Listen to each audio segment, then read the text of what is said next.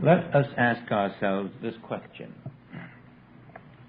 What is our idea of freedom? Dwell upon it a moment. Find out exactly what freedom means to you.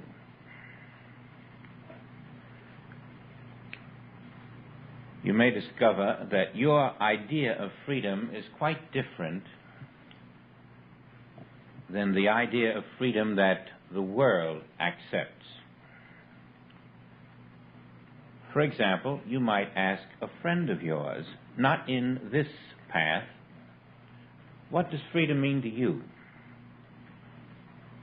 And some of the answers you would receive would show you the reason that we must transcend mind.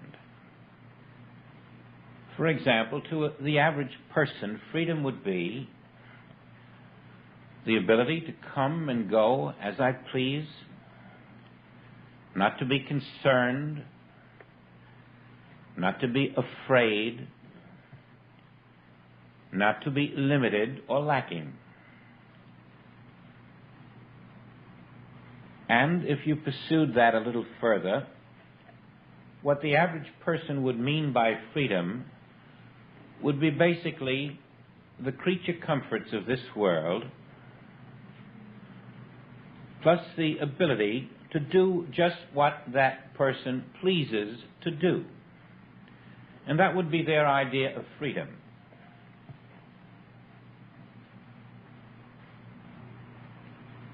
They would be limiting their concept of freedom to the human mind and the human body.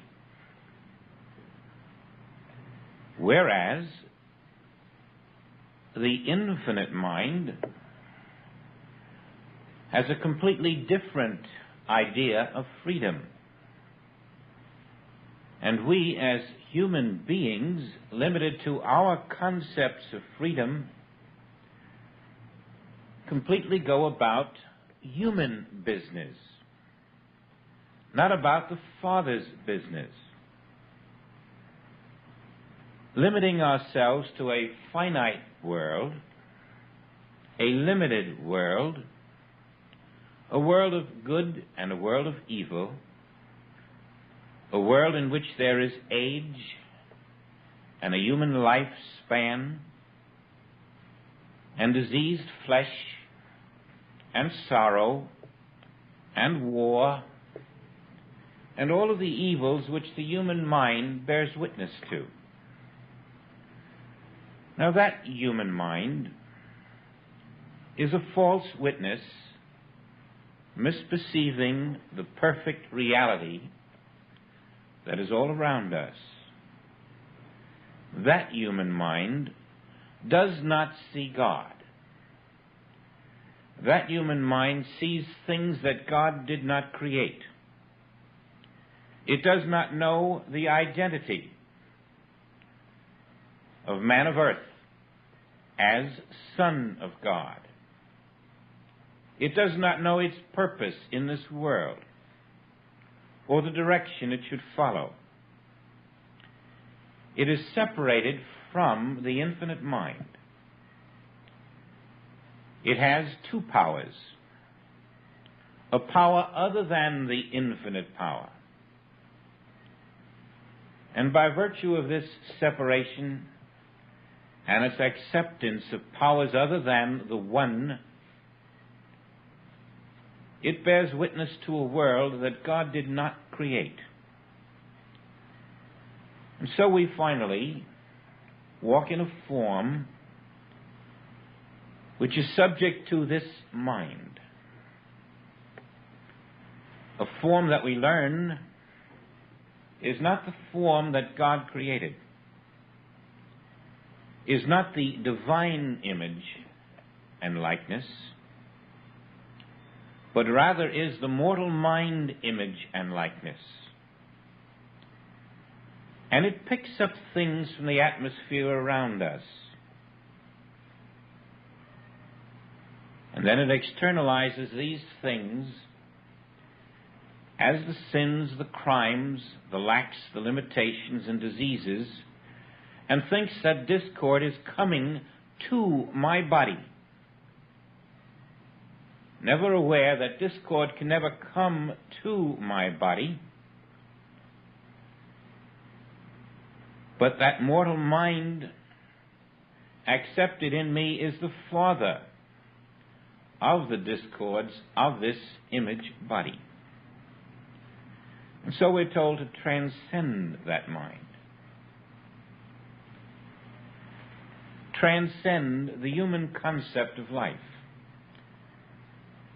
And we're really being told to transcend all of the concepts of this human mind which we have let manipulate us through the years into a position where we're concerned about all of the things that have nothing to do with God.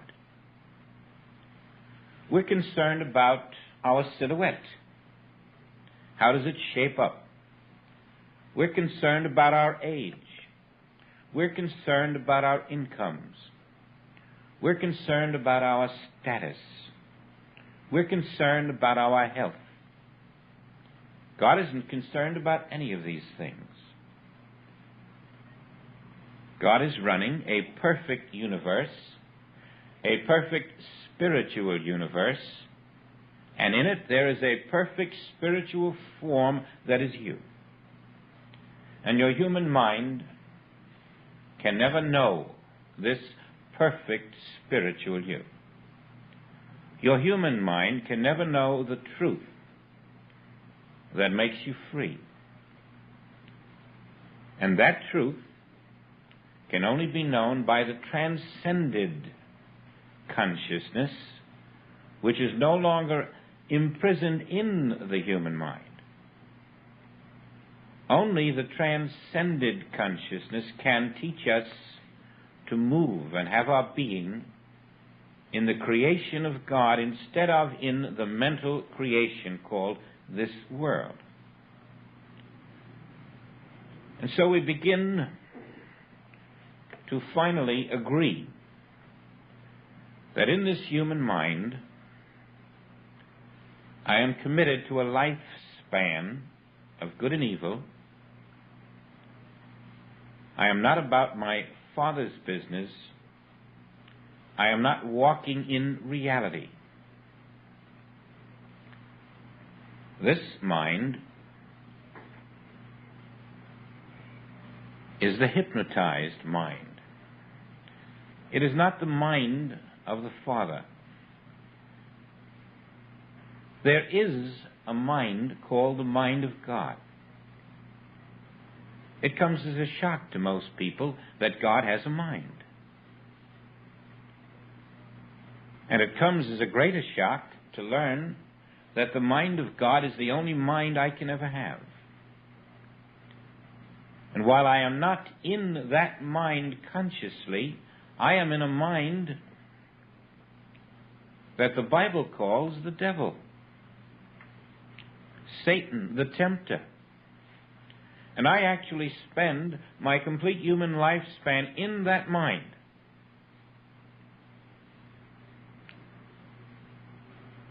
In the hall of mirrors, trying to emerge from the errors that that mind is creating, and always seeking to find the cause of the errors by looking into the mind which is the very cause of these errors itself.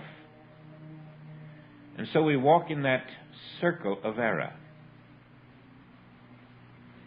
hardly even aware that the body is a product of the mind. Now along comes a great man, and he says, with mind we can conquer matter. And everybody follows him, like the Pied Piper was followed. Through mind we shall conquer matter. And this again is the mind in its own disguise,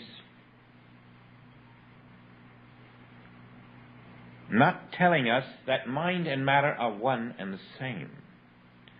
Mind cannot conquer matter because mind is matter. Now we have our positive thoughts. And we find it does improve things. We are manipulating this world with right thought. And when it proves itself to be very effective up to a certain point, we think we have an answer. Until someone else comes along and says, well, if your positive thoughts are so good, wouldn't God's positive thoughts be even better? My thoughts are not your thoughts, says the Father. My ways are not your ways. And if you will let my thought enter your consciousness, you will perceive the nature of the miracles which the world attributed to Jesus Christ. We see that we are now in a mental universe. It had seemed to be a physical or material universe, but it is only mind made visible. The human heart is mind made visible. The human brain is mind made visible. The arm, the leg, the skin, the face, all these are the forms of matter that are mind formed. So that you find everything on the face of the earth in a material form is mind appearing as form. You don't heal a heart. You remove the mind power which produces a defective heart. You don't heal asthma. You don't heal a lung. You remove the mind which is the lung and has it captive in its false belief. You find then that you're not in a material universe but a mental universe, and that the quality of mind determines the quality of matter. The beliefs, thoughts, concepts, conditionings of mind determine the experience of the material form. And so because matter is mind-formed, a change of mind does produce a change of matter. But a change of mind only to the level of a better human mind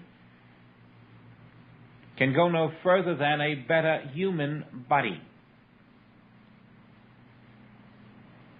and leaves the truth that brings the real freedom still untouched.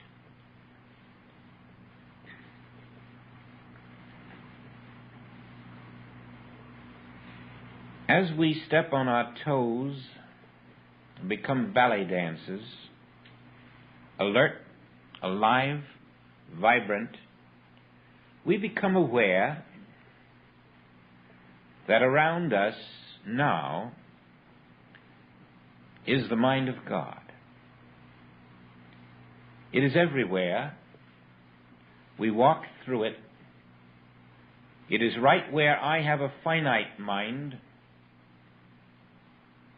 and my finite mind is my limited concept of that divine infinite mind which is all around me. Now I can use this finite mind to pick up things from the atmosphere. I can pick up thoughts from the atmosphere. I can pick up suggestions. I can pick up beliefs of the world. As a matter of fact, I can't avoid doing that unless I am in the silence or in truth. And so my mind, a magnet for all of the thoughts of the world, reflects these thoughts in my outer experience. And all that my outer experience can be as a human being is the thoughts of the world entering my mind, converted into experience, action, belief, the various material forms that I call my life, always removed, totally separated from the activity of the infinite mind. Now, as I become aware of it, as I become further aware that all evil exists only in the human mind, and its parent, the universal thought mind, I realize that dominion is possible. As I learn to relinquish my beliefs,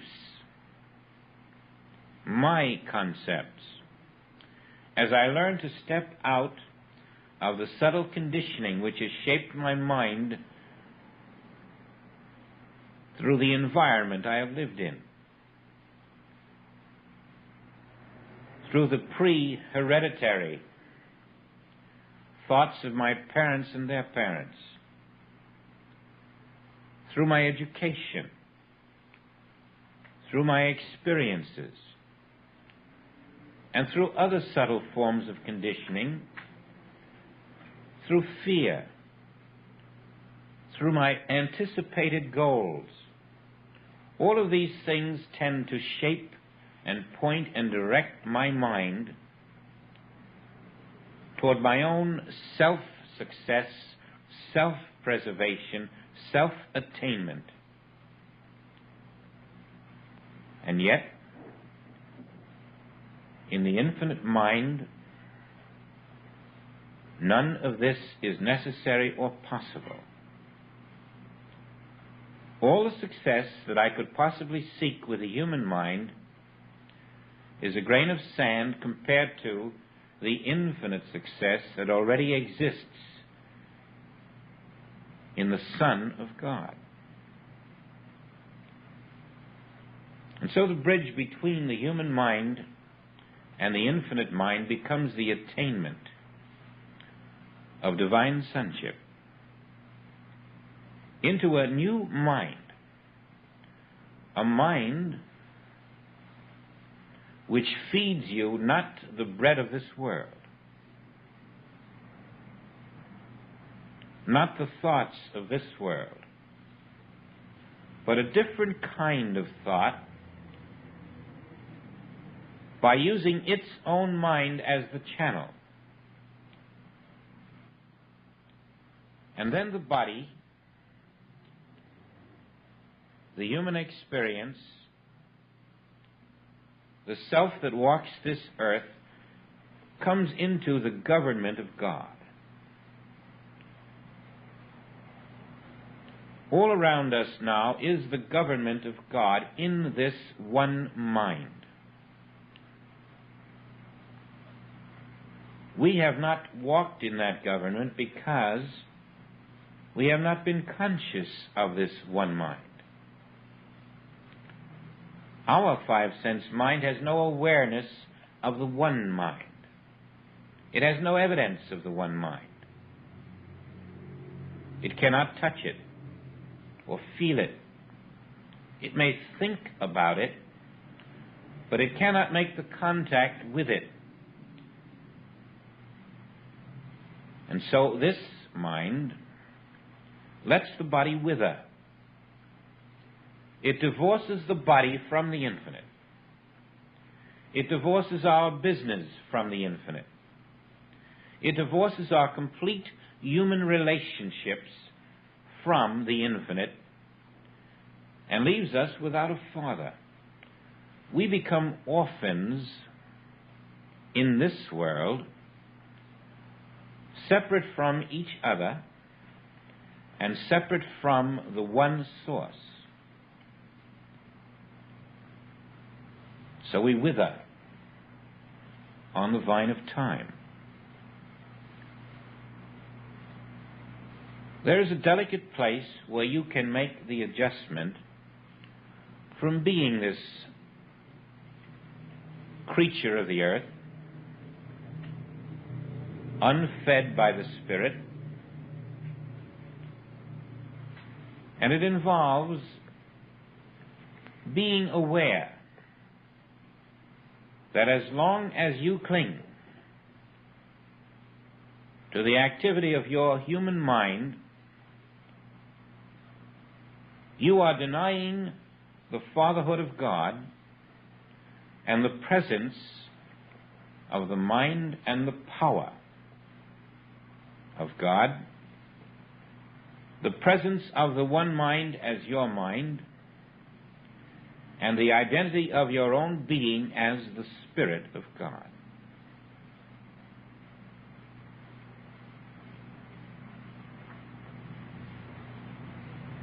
Where is this one mind? How can you let yourself into its creation? How can you transcend that which is a false witness, that which limits you to the prison of the body, that which says you must suffer both the good and the evil of this world? How can you find that mind which knows nothing of a human lifespan, of flesh that ages, of the evils of this world? That is the challenge that faces everyone in this world. Shall we be illegitimate creatures of earth, or shall we accept divine sonship and the fullness of divinity flowing through us as the law of our being? Are we ready and willing to give ourselves back to God? Are we willing and ready to live in the universe of God instead of the universe of the mind of man?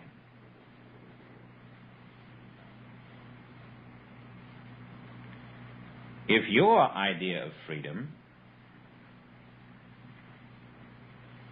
is to live in the creation of reality, fulfilling the will of the Father, living, moving, and having your being in spirit, fulfilling your divine destiny, enacting your divine purpose, living your divine life, being free of the obstructions and the limitations imposed by the finite mind.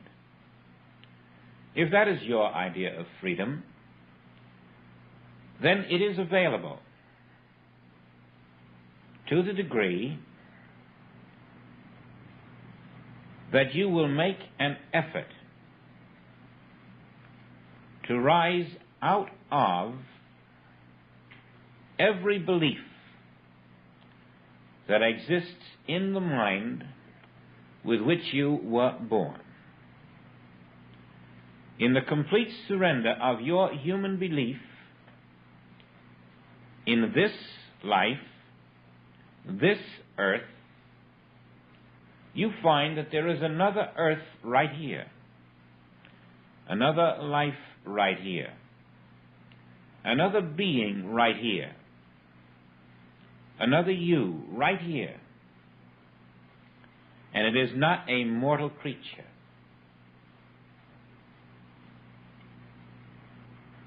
I have had the experience of witnessing those who come into the manipulating mind, which thinks that because it is a right thinker, it is going to conquer this world. And it doesn't.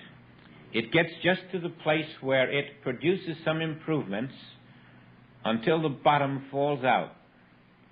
And its great mistake is that whereas it thought it was in right thinking, it was in mortal right thinking.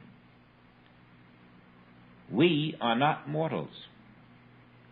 And as long as you have the belief that you are, then you are still in that creature body which must show forth the defects of mortality. You can never rise higher than your beliefs. And if you have not crossed out the belief in mortality, you will demonstrate mortality. You will demonstrate the good and the evil. You will demonstrate deterioration of the flesh. You will demonstrate the ultimate of mortality, which is death itself. If the belief in mortality is part of your self, then it must externalize as mortality demonstrated.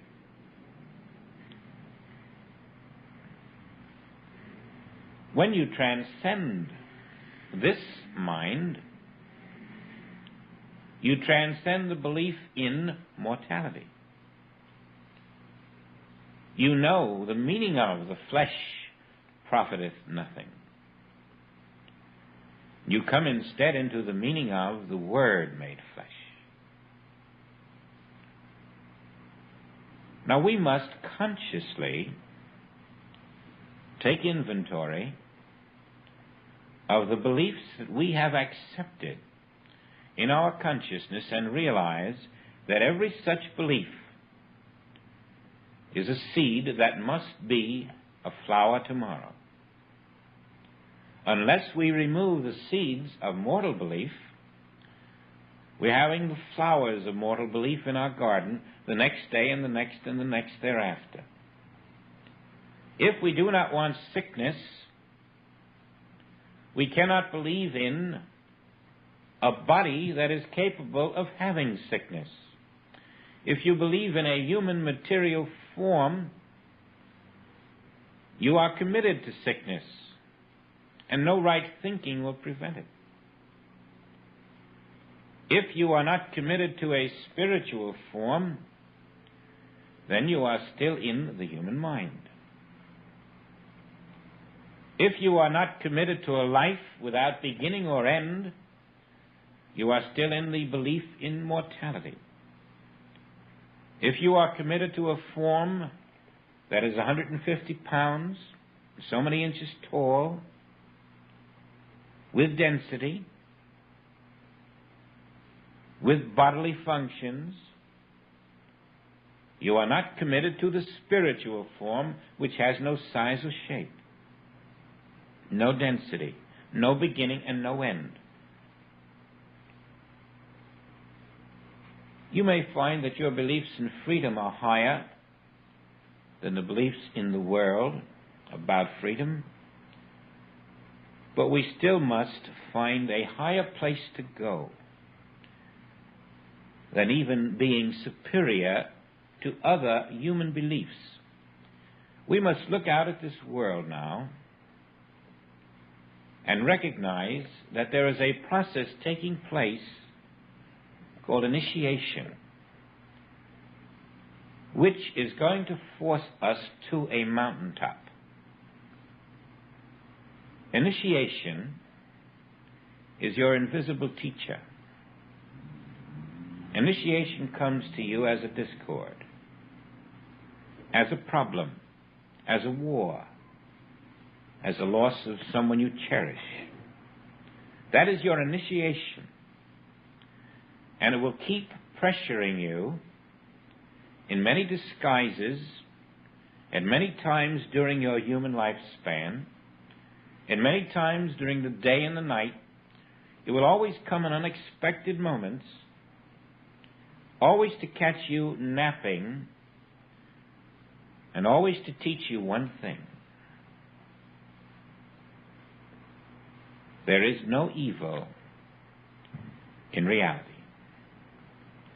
There is no evil in God's universe, and as long as you are in that mind which accepts the evil as a reality, you have not transcended that mind, and the initiation must continue. Always, all forms of discord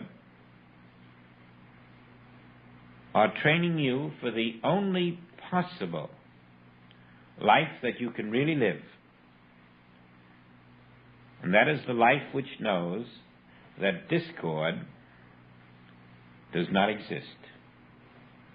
You must have discord in your life until you reach the belief that discord does not exist. Because if you have not reached that belief, it is that belief which is the discord that you are facing.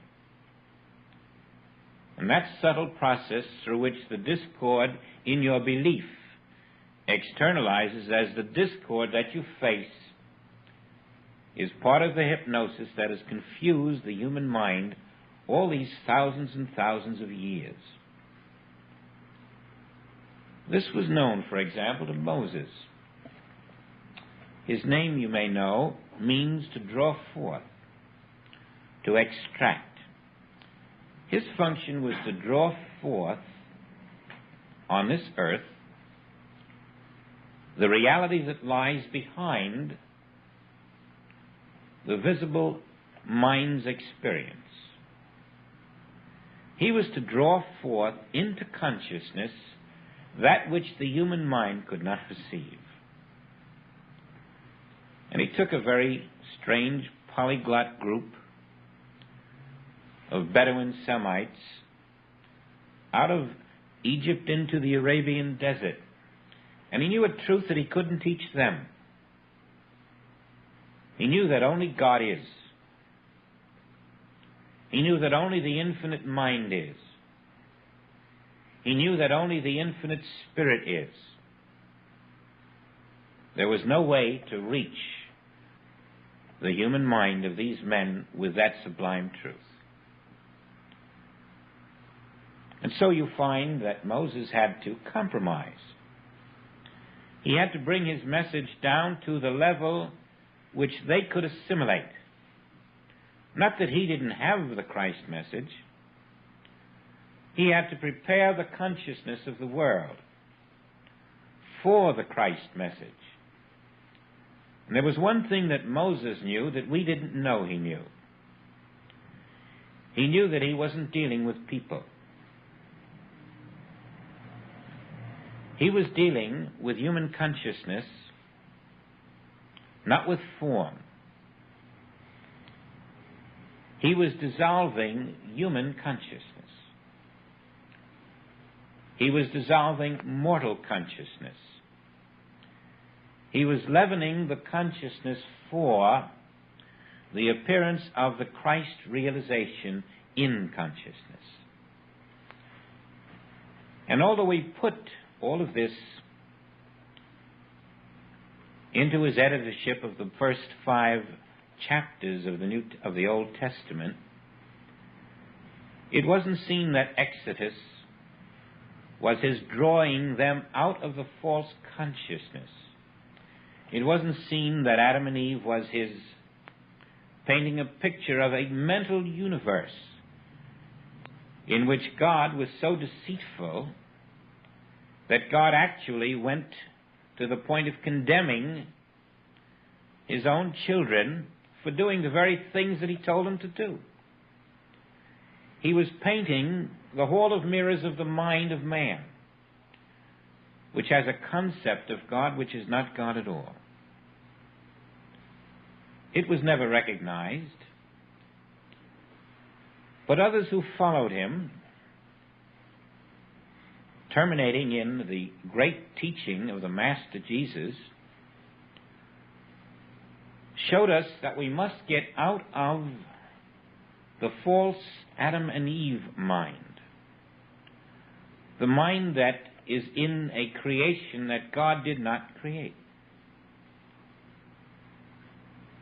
Have ye that mind which was in Christ Jesus, said Paul.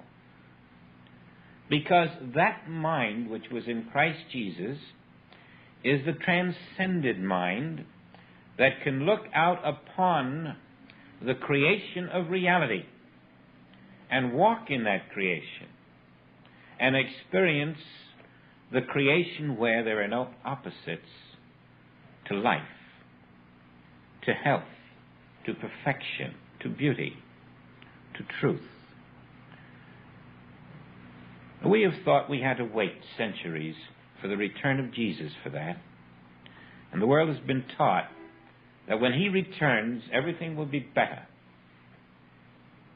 And we have all learned by now that the Christ within is the Christ mind.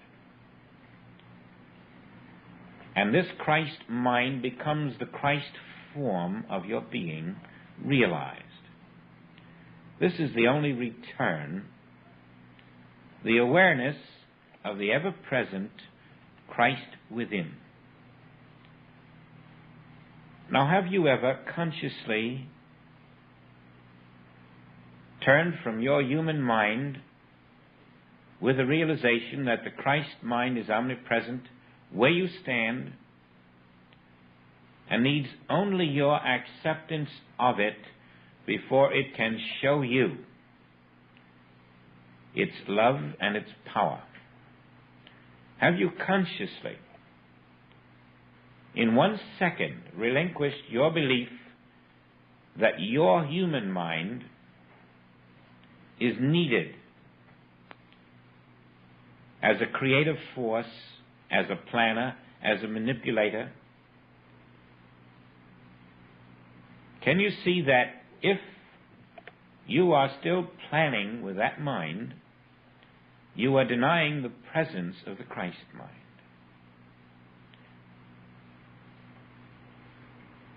And yet, right where you are,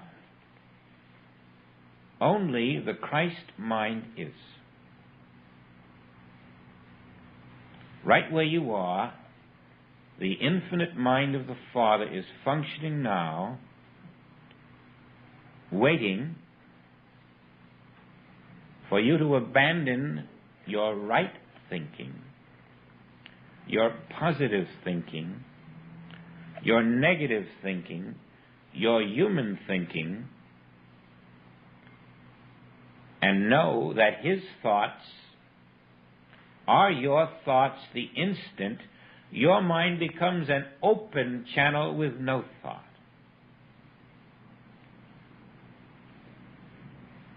As I take no thought, it is inevitable that instantly my mind is open to the thought of the Father. And just as we have learned that right thinking does change our material form and our material experience, now we come to the experience where divine thought, entering, transforms, renews, regenerates our complete material experience. Divine law becomes the law of my being. In the mind of the Father, I find a kind of freedom that is not limited to a lifespan, to a time, to a place, to an age, to a body, to an income. For now I am in the unobstructed universe. I am in the kingdom of God. I and the Father are the one mind expressing, in the absence of human concept, human belief, human thought, the ways of the Father become the Word, and it will become the flesh of your being. The Word of the Father transforms your material concept of flesh into the divine image of flesh.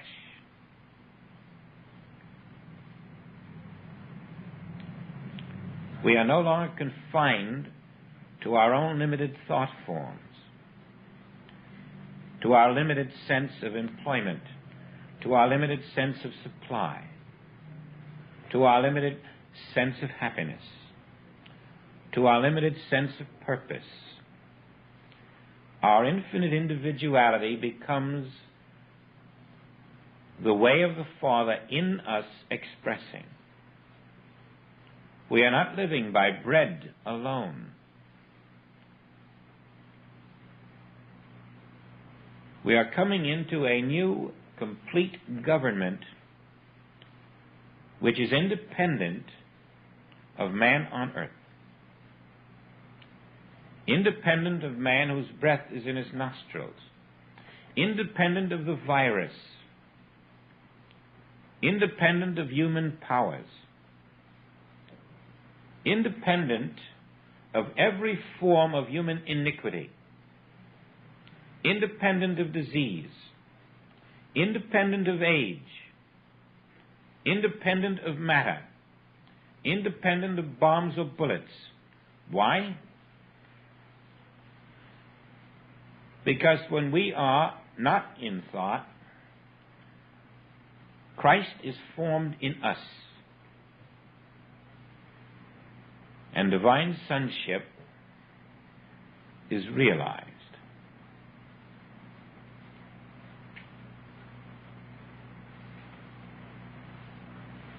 We become a true witness of reality.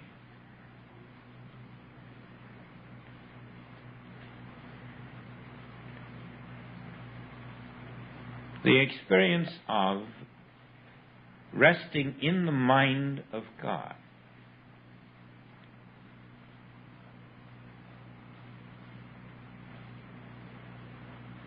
is somewhat like a flower receiving rain. You are blessed by this great force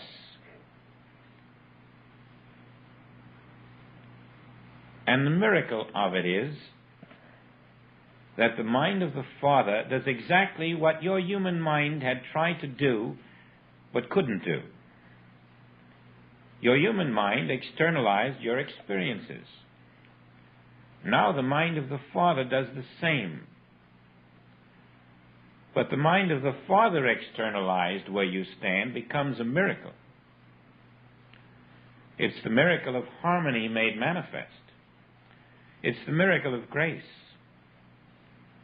It's the miracle of loaves and fishes falling out of the sky. It's the miracle of a cloud by day and a pillar of fire by night. Divine mind externalized is the fulfillment of the Father's statement that all that I have is thine. You walk literally in the kingdom of heaven on earth because divine mind is that kingdom made manifest. Now, if we were to try to straighten our backs, fill our empty pocketbooks, remove a pain, or do any of the things that we call human problems, we find that humanly there are different methods for each one. Spiritually, there's one method. Transcend mind.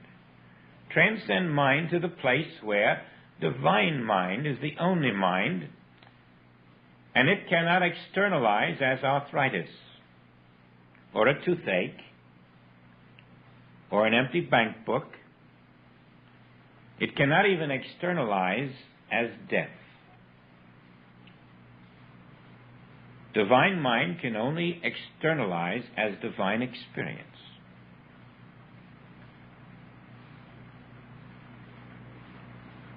And so whoever has been touched sufficiently by the Spirit to know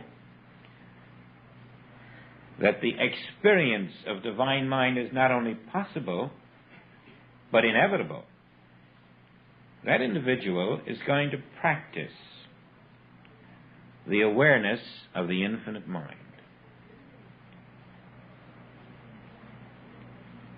You might, for example, do it this way. You have a problem in your family.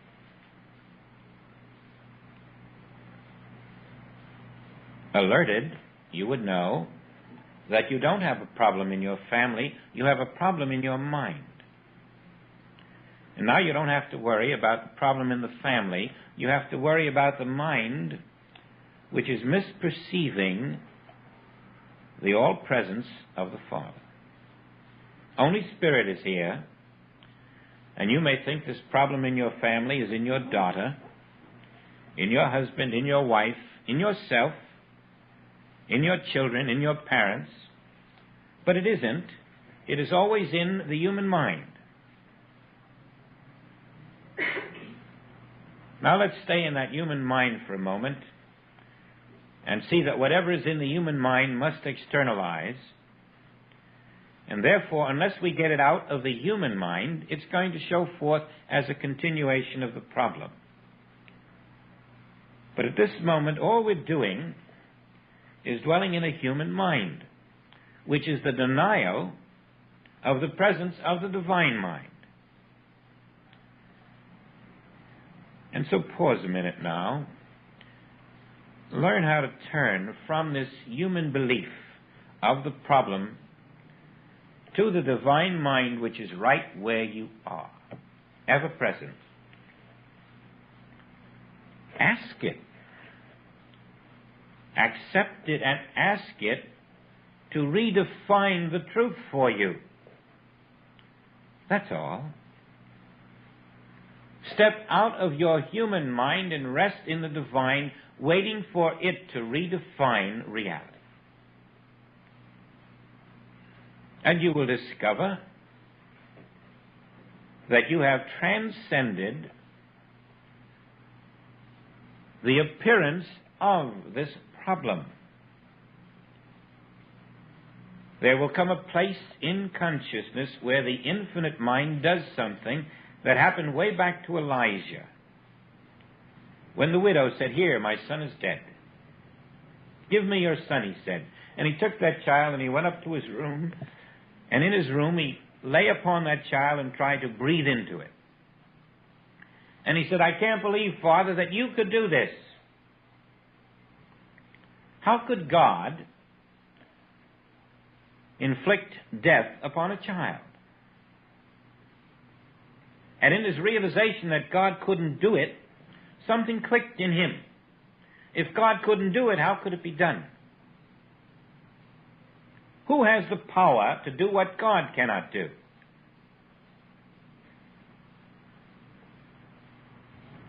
And he came back to the woman and said, "Here's your child, he lives." The realization that God cannot cause a problem should tell you that if God cannot cause it, there is no cause for it. The only cause on this earth, as it is in heaven, is God. And if there's no cause for the problem because God did not cause it, it is merely a figment of the imagination of the universal thought which you are accepting in your individual human mind. And transcending that human mind, accepting God's mind as present, you break the whole circuit of world thought. We see it happen quite frequently, where things that are so real to this human mind vanish, because that's the only place where they existed. And in the moment that that human mind is lifted out of itself into being a receiver for the divine, it shows forth the divine image as the absence of the very problem that it had striven to overcome. I would say the key to this is the understanding that you cannot be anywhere where divine mind is not. The little grain of sand called human mind, removed, leaves you in the complete fullness of divine mind and unfettered form. You might practice this little transition from the human to the divine mind for brief periods in which you consciously become aware that I have never known the divine mind was right here because I had no faculty with which to perceive it. In my five senses, I could not become aware of this divine mind. But now I am becoming aware through those who have gone before me, who reveal the power of the divine mind, who relinquish their human concept, knowing divine mind can only function perfectly, and miracles appeared from the sky and on the earth. Bones were reset, eyes could see, ears could hear. Why? Only because the human mind was removed. And in its place came the infinite mind, which had ever been there, but veiled by the thought of the individual thinking human mind.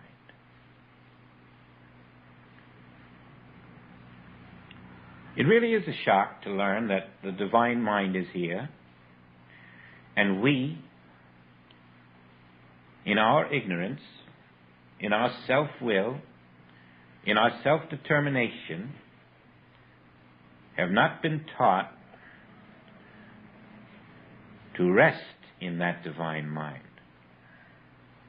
so that we can be directed,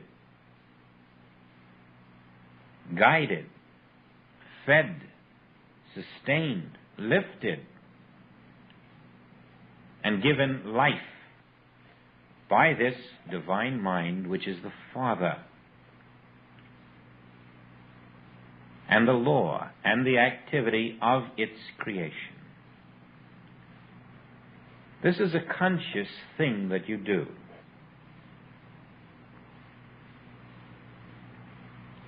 If you were meditating at 5 or 6 in the morning,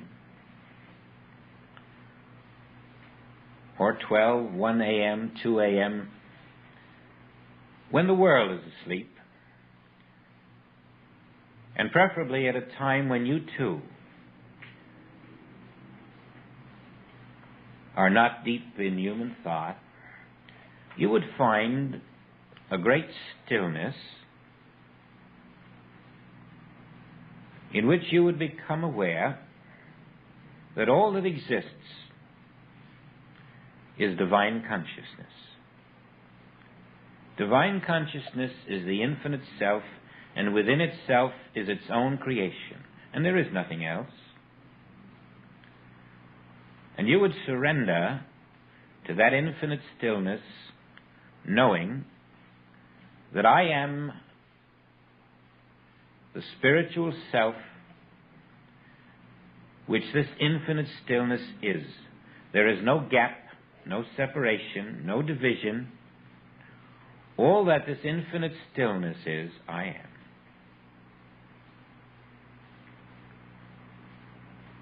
And if you've ever experienced bliss,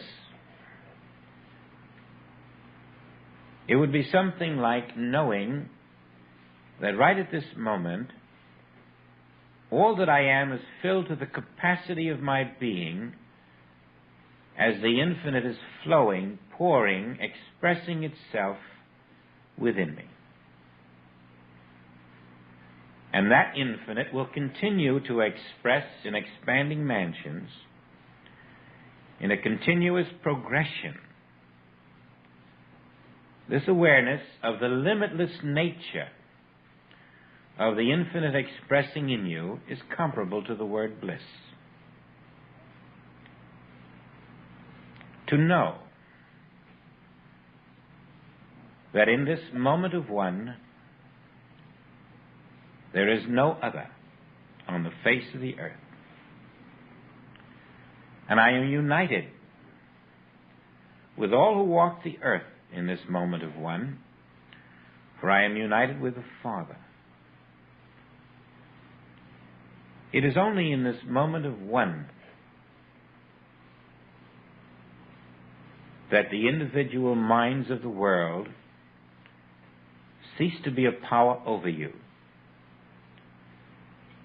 and you even escape the tyranny of your own human mind.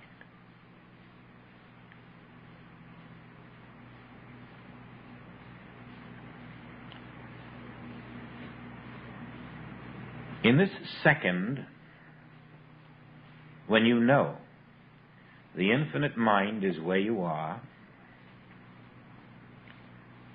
when you become selfless and yet the one self,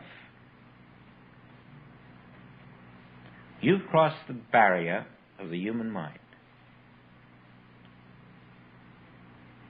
You're now living by the Word.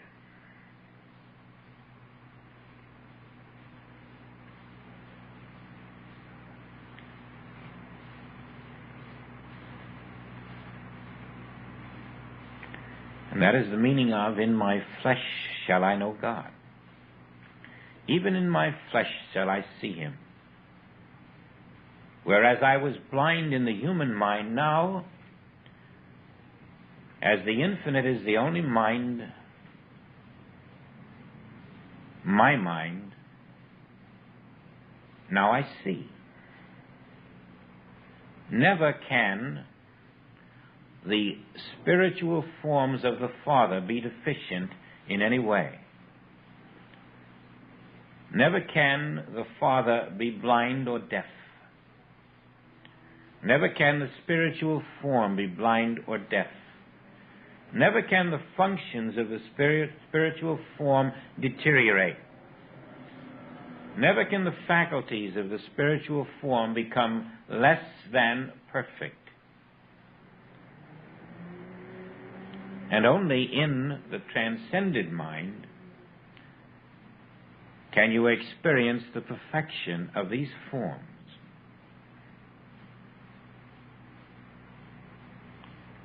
The transcended mind is the mind of no thought.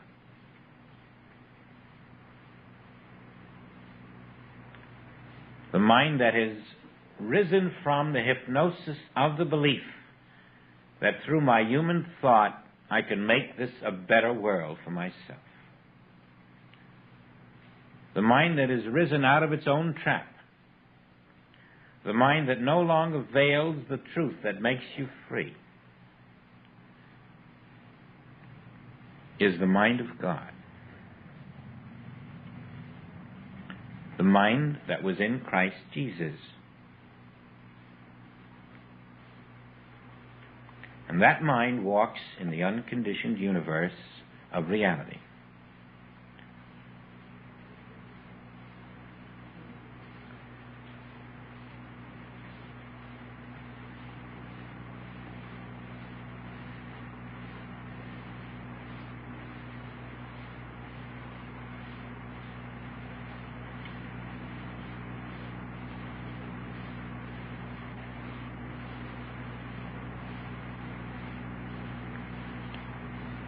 For these few moments, we have given the universe back to God. We have said, I know you're running a perfect universe, and there's no need for me to intervene and try to run my little universe within your infinite universe. I recognize that everything on this earth that has happened to me is pushing me now to that mountaintop where I can smile and say to the discords, you don't fool me one bit. There is no discord in God. And therefore this discord must be in me. It is an outer picture of my inner discord. I must face this fact that my superstitions, my resentments, my anger, my jealousies, my greed, my selfishness, This is what becomes my outer discords. And I have picked these things up from world belief, and no longer will I continue to move in that circle of error. I shall transcend human thought. And then we're no longer in the fall from the divine consciousness. Now the form must follow the rejuvenated, regenerated mind. For always the matter of this form is the fabric of my mind. And if my mind is spiritualized, lifted, released into the divine, then the matter of this form will reflect that new birth. And I will walk in the new earth right here.